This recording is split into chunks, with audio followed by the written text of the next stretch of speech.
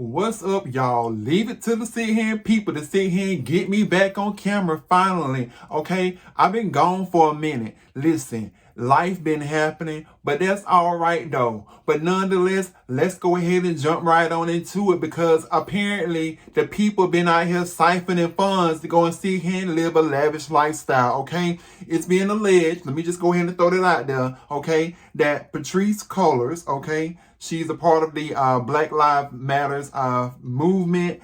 She's one of the founders. Has allegedly, now I'm going to put allegedly in there, pretty much used $6 million to go and buy a California mansion, okay, and up there living large and taking charge. Now the people are upset and they want to know where they $30, $20, 5, 10s, and 20s are going at, okay? If it ain't going to the strip club, if it ain't going towards a good cause, the people want to know where they money going to, Patrisse. The people got answers, Patrisse. I'm just saying, the people got answers, okay? That's what the news came across on my desk just now. The people want to know where are the funds going to. Roll that beautiful bean footage. We got a lot to talk about. It's Mr. 6'8", back at you with a new video.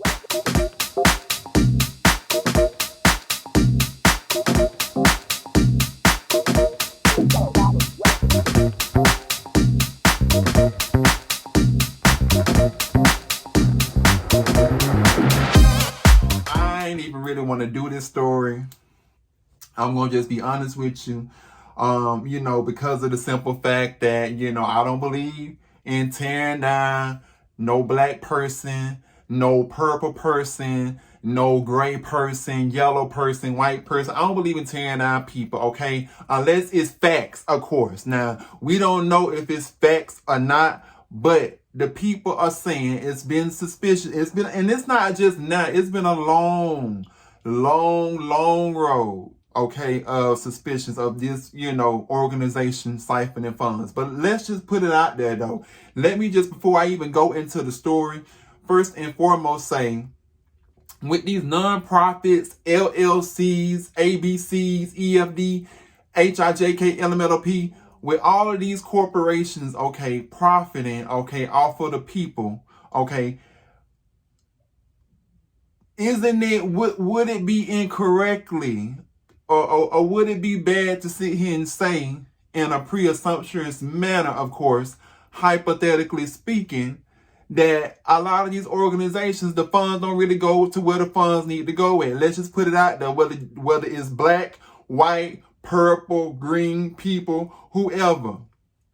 These corporations, a lot of people do it. Just like when corporations want to get out of having to pay people their money back, they file bankruptcy, okay? So with all that being said, if it is true as to what Patrisse is doing, all I'm going to say is, well, everybody else doing it. But does that mean that if I jump off a cliff, Patrisse got to jump off a cliff too? I'm just saying. Okay, keep going. So the story came up, from an article that came in New York Magazine. Okay, and the article from New York Magazine was basically like this long, article written basically, pretty much putting the Black Lives Matters movement organization on Front Street, wanting to know where are the funds really going at, especially after, it has been stated, and this is something that you can go and look up on public information. This ain't me just, putting people out here as far as business out on Front Street. But after reportedly buying a $6 million mansion known as the campus, called as the, Black Lives Matters movement calls it, the campus, at 3726 Lauren Canyon Boulevard, Studio City, California. Now, if you look at the picture, okay, this is the picture of the mansion. Okay, as you can see, it looks very lavish, right? Okay, it looks super lavish. Now, according to reports, one of the board members, okay, I'm country, forgive me if I don't pronounce the name correctly, is Shalamaya Bowers. I probably messed that name up. Keep going. But the board member, okay, she stated that this place that they call the campus, which was purchased back in 2020 of October, I believe, is used for housing, studio space for recipients for the Black Joy Creators Fellowship, which is a group to provide recording resources and fellowship and Black creators to launch online content. Now, if you look at the picture right here, this is one of the pictures from the actual inside of the mansion, okay? My father promised me many mansions, and maybe Patrice felt like that her father promised her many mansions too. But nonetheless, that ain't the point. Look at the picture. If you look at it, it does look like it has a studio in it. There's something in my eye, y'all. Y'all just disregard that. But it looks like it has a studio in it, right? Right, okay. So, with that being said, you know, maybe there could be some truth to it, you know, but then on top of that, put a pin thumb in there, because we're gonna come back to that. Because if you go back further, it has also been stated that in previously, which, I don't know if many of you all know Patrice, she's married to a woman that's let me get the pronouns right. She's married to a non-conforming black gender, or black gender non-conforming, okay, known as Janaya Khan, who is 34, who is a part of the Black Lives Matter of Toronto and ambassador for the Black Lives Matter Network. Now, prior to all of this taking place with the New York Magazine releasing the article and all this hoopla, it had been stated that they had already, or one of them folks had already purchased a mansion for $1.4 million, okay, in the Los Angeles County of Topanga Canyon. 3 bedrooms, a bathroom, a separate house for a guest, in a white area with less than 2% black. Now, I don't know about you, but if I'm a part of an organization that is pretty much directly catered around uplifting black people, I'm not going to purchase a mansion in a predominantly white neighborhood. Maybe I'm wrong, maybe I'm right, maybe I'm wrong, maybe I'm right. I'm just saying. Nonetheless, though, it had been stated that they had already purchased this mansion, okay, for $1.4 million. That caught the attention of people. People started questioning it.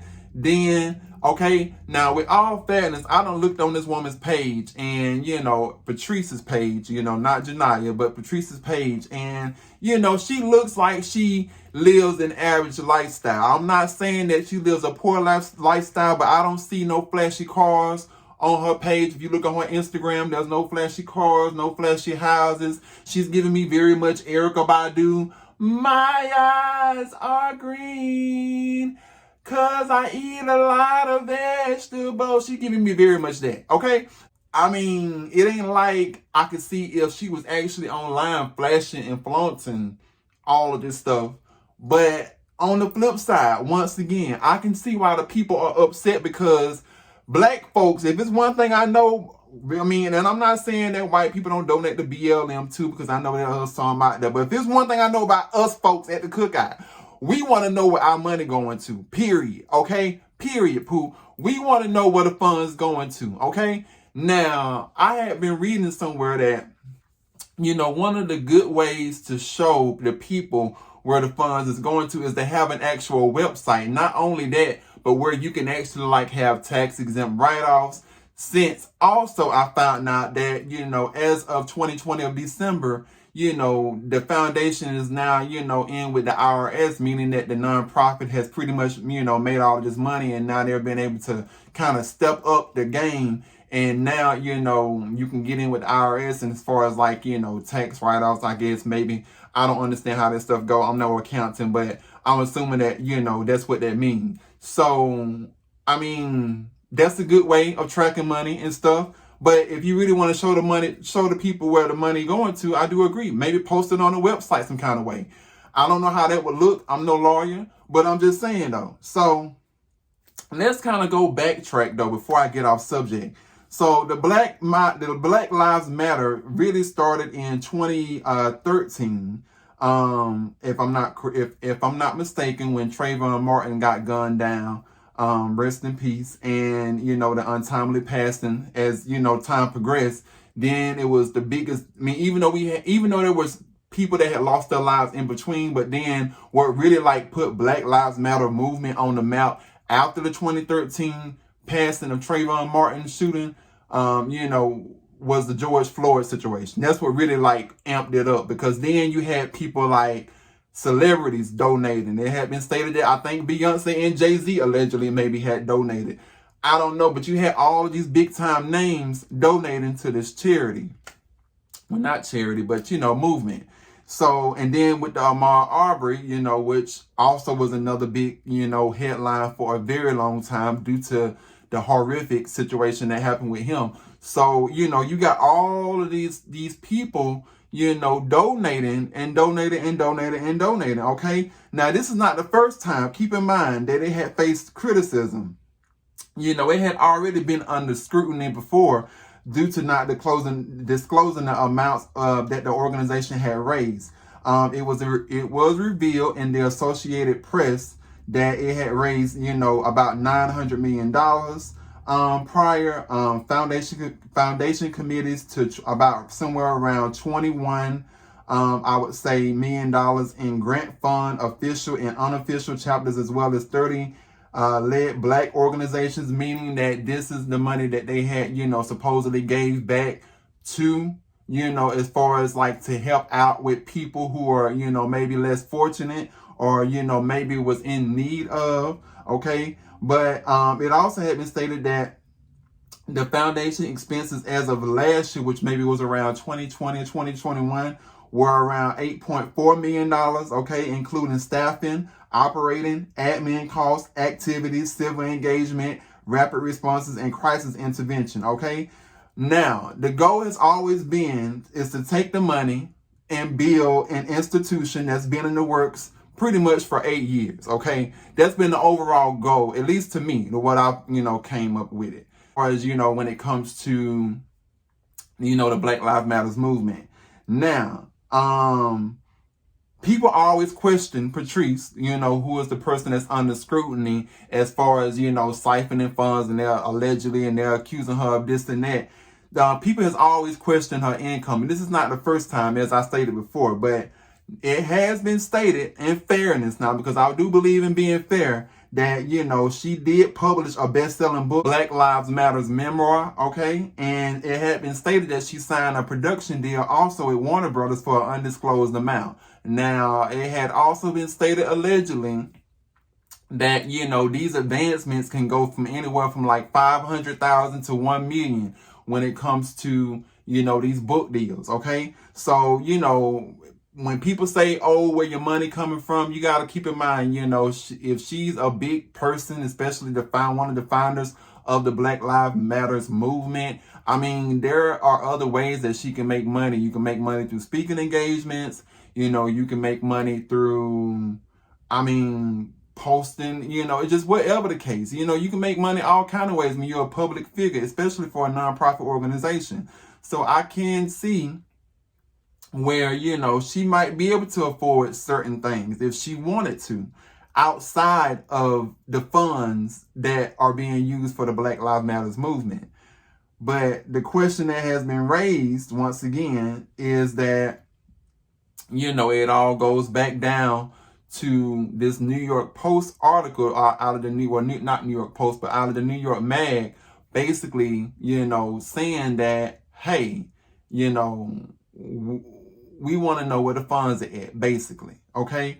Now, one of the things that I did notice out of this New York Mag article that really like started all of this stuff to like back around again in the last 12 hours is that there was supposedly a memo. I don't know if this is true, but there was supposedly a memo sent out by leaders to kill the story, meaning the story of, as far as like this whole house that was purchased for $6 million in Studio City, California. Okay. And it was basically stated by the leaders that they wanted to deflate the ownership of the property, meaning, to kind of like downplay it, keep it hidden, whatever the case.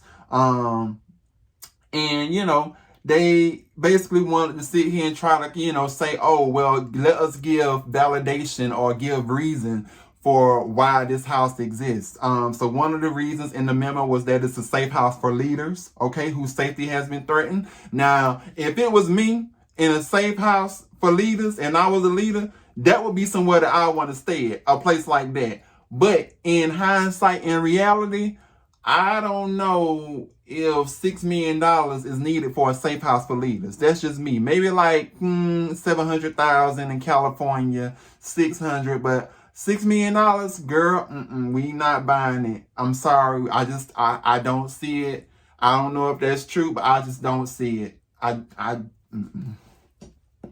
Anyways, so now, fast forward, here we are.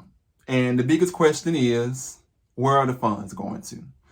I think that's where people want to know. Now, there was a response made by Patrice. I did look on her Instagram. And also, I wanted to sit here and point out as well that she retired from the organization, or stepped down rather from the organization, as of May of last year. And I actually was able to go back and find, I actually was able to go and dig up, actually, because, I'm nosy like that, and find out, exactly what was stated, in this article. Well, not the article, but on her IG post, as far as, when the stuff first started coming around, and catching up with her, I guess, for lack of a better word. So when she stepped down in May, she also made this post a little shortly before that post. And this post on her IG, which I thought was interesting, I'm going to read it to you. It says, "The movement began as and will always remain a love letter to Black people. 3 words, Black Lives Matter. Serve as the reminder to Black people that we are human and deserve to live vibrant and full lives. I worked multiple jobs across many organizations my entire life. I'm also a published author, writer, producer, professor, public speaker, and performance artist. I love my work in all of these areas, and I work hard to provide for my family. I'm accountable to my community in pursuit of an abolitionist world founded in a transformative justice. I do not receive a salary or benefits from Black Lives Matter's Global Network Foundation, period. This effort to discredit and harass me and my family is not new, nor is it acceptable. It has taken away from where the focus should be, ending white supremacy. You may not like or agree with me. I have definitely made mistakes. I own up to that. I apologize for mistakes I have made, and I work hard at practicing my abolitionist values." I'm probably mispronouncing that word.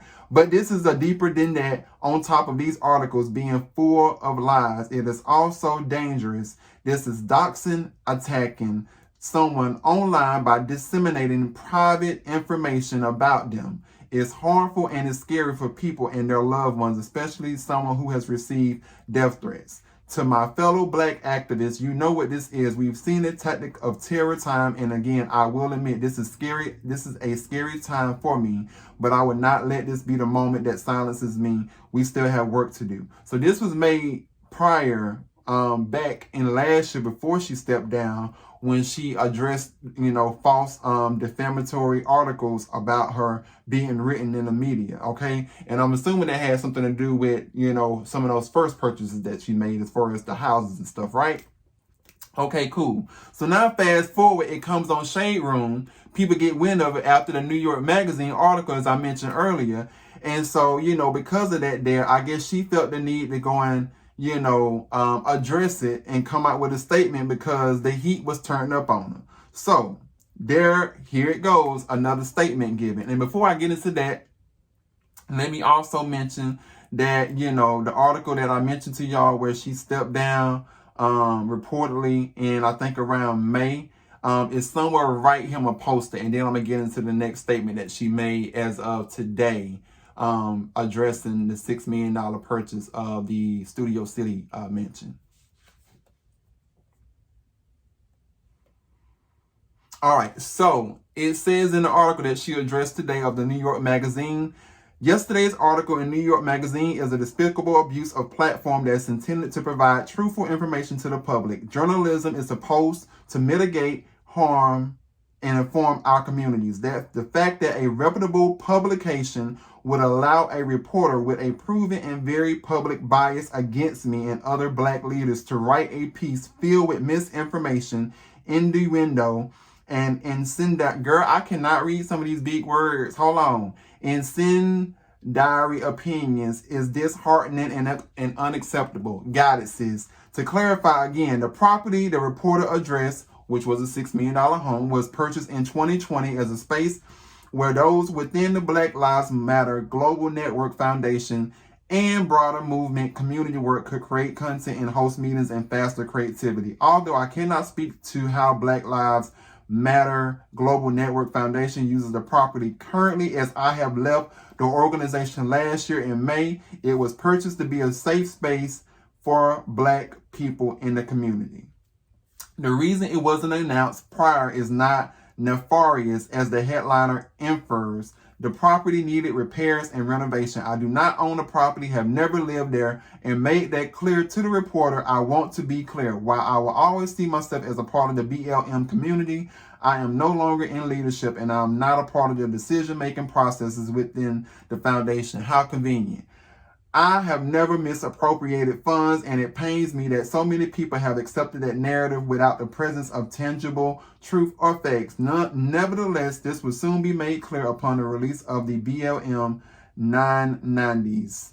To those within our movement and others who have looked to me for leadership, I'm sorry you have consistently had to engage with this kind of hateful and erroneous content. I admittedly have not always responded, and I know my silence has contributed to doubt. I apologize if it has caused you harm of any kind, but I'm asking for you all to understand the enormous pressure and fear that comes with living under the constant threat of WS, because I don't know how YouTube is about words. Terror, okay? Fill in the blanks. And real threats on my life, and those are people that I love, but I'm no longer letting fear hold me back from calling out these attacks. What's happening to me and to our movement is both racist and sexist. This is bigger than me. It's about a long history of attacking Black people and Black women, specifically creating unsafe conditions for us. What's happening to me and to our movement is both. This is bigger than me. It's about a long history of attacking Black people and Black women, specifically creating unsafe conditions for us and our families, scrutinizing our every move publicly and privately in ways that are unfair and unjust. It's dangerous, and we should all be trying to stop it, interrupt it, protest it. Still, we have to remember that we are a part of a legacy of freedom fighters, and that comes with the hardest of moments as well as victorious days. Elders in the movement whose names we now chant were at times named enemies of the state, were shunned by the communities and attacked viciously without relent by the opposition. I have spent the last 22 years of my life in service to Black people and others suffering under the weight of oppression. I'm privileged to have led work that resulted in successful ballot measures. We've stopped jails from being constructed and created civilian oversight of the largest sheriff department in the world, LA County. We've supported families against sheriff's violence and police violence. We've built community gardens and so much more. However, the conditions of people still require more money, more time, more care and resources, as we should. Girl, that statement was too long. I ain't have time to sit here and read it, and my memory almost out on my phone. Nonetheless, here's the rest of what I did not read. I also want to sit here and say to shorten this up, because I know if y'all got tired of me reading that, I got tired of me reading that. It was just too much. But they did say they had the intentions always of revealing their income with the foundation, as far as disclosing, I guess like the financial records in May coming up. But once again, it's too late now. The New York Magazine already released the article. So, ain't no going back. That's just my 2 cents. Anyways, y'all let me know what y'all think. Drop down in the comments. Until next time, I'm out of here.